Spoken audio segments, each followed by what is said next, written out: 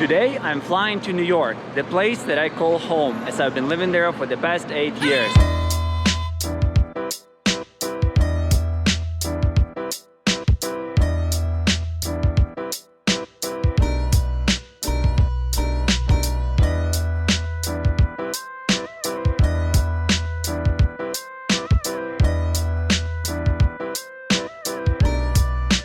So I came to the airport like 2.5 hours before. I sat in the check-in line for 2 hours and my flight departures in 30 minutes and there is a huge line for security.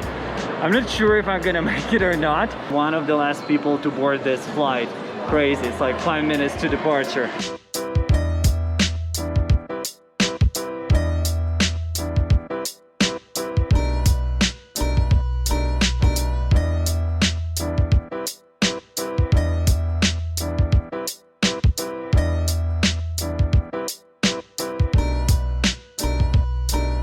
Good morning from New York. It's a beautiful hot morning today and I would like to show you something new in New York. This is a little park on the water which is called the Little Island.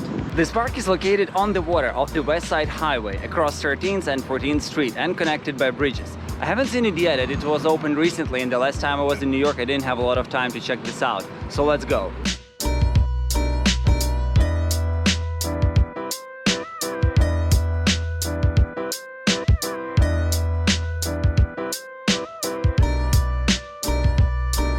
This park was designed by London-based design practice Heatherwick Studio. They are very famous in the world of architecture. I first heard of them because of the design of the UK pavilion in 2010 World Expo in Shanghai.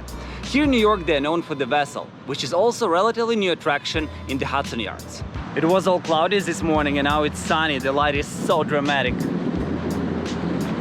The park was built mostly by a private donation of Barry Diller and his wife Diane von Furstenberg, with some funding from the New York City and state governments. Construction started in 2015 and had to be finished in 2018, but some lawsuits and overcosts in 2017 almost cancelled the plan to finish this project.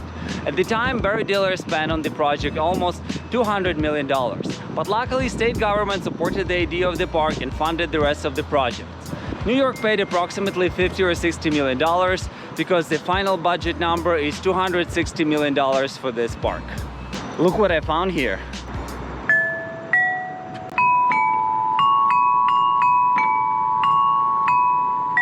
That was a nice musical break. Let's talk a little bit about the structure of this island.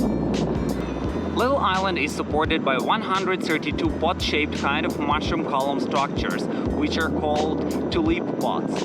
They vary in height and are between 15 and 62 feet above the projected waterline. Each pot has 4 to 6 lightweight concrete sections referred as the petals, which are designed to reduce the load of the pilings. Concrete pilings extend up to 200 feet into the bottom of the Hudson River. They installed precast concrete piles over the course of 10 months and with 5 months break in between to allow for fish migration. Can you imagine, this is such small portion of the river, but they still had to stop construction for a fish migration. This is amazing how New York City cares about the environment. Matthew Nielsen Landscape Architects Company were the landscape architects for the park. The landscape includes 35 tree species, 65 shrub species, and 270 species of perennials and grasses. This is very impressive as the park size is only 2.4 acres. The trees are planted in 4 feet of soil, which is stabilized by geofibers and fed by a large irrigation system. The composition of the soil was engineered to reduce erosion, and evergreen plants were used to shield the park from strong winds of the Hudson River. And believe me, winds in the winter here are so cold and strong it feels like it goes through your ribs. If you look at the location of the park, it's somehow tilted and it's not parallel neither to the highway nor to the neighboring pills. Actually, park is situated on the Manhattan grid. The park inside has the 3 overlooks. The southeast, which is over the entrance of the South Bridge. There are 2 overlooks on the west, which is southwest and northwest here. There is also a food court at the main open space where I am right now. It's called the playground. There is also the main lawn here, which is cascades down from the southwest overlook, which is the highest point in the park. Let's go and check the views.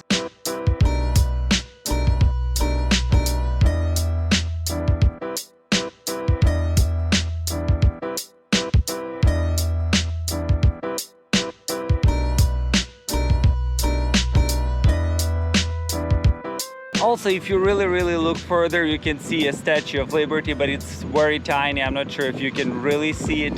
When we look from the other side, here we can see the observation platform of the Hudson Yard. There is also the cool building by Jean Nouvel architect.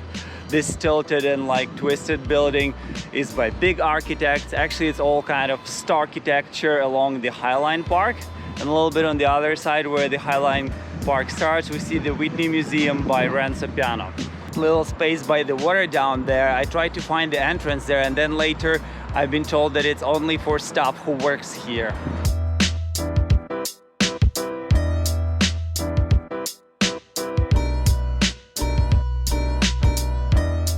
There is also a big amphitheater here where on the website you can see the schedule of the events and a little performance stage.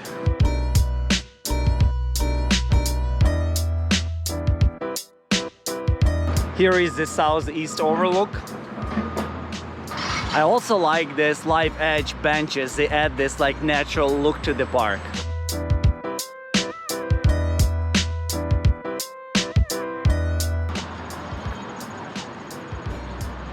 Some art in the park.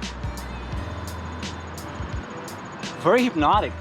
It feels like it's not flat, it's like extruded out, but it is.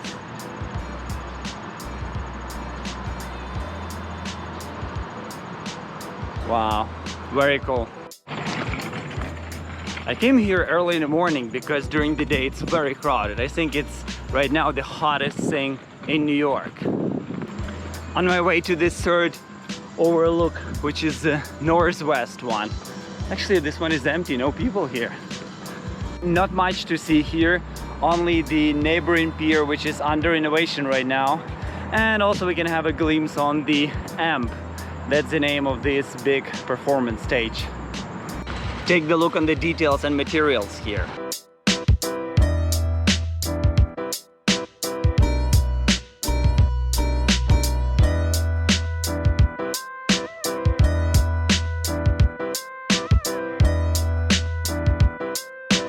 There are also some shortcuts here where you can run on the rocks.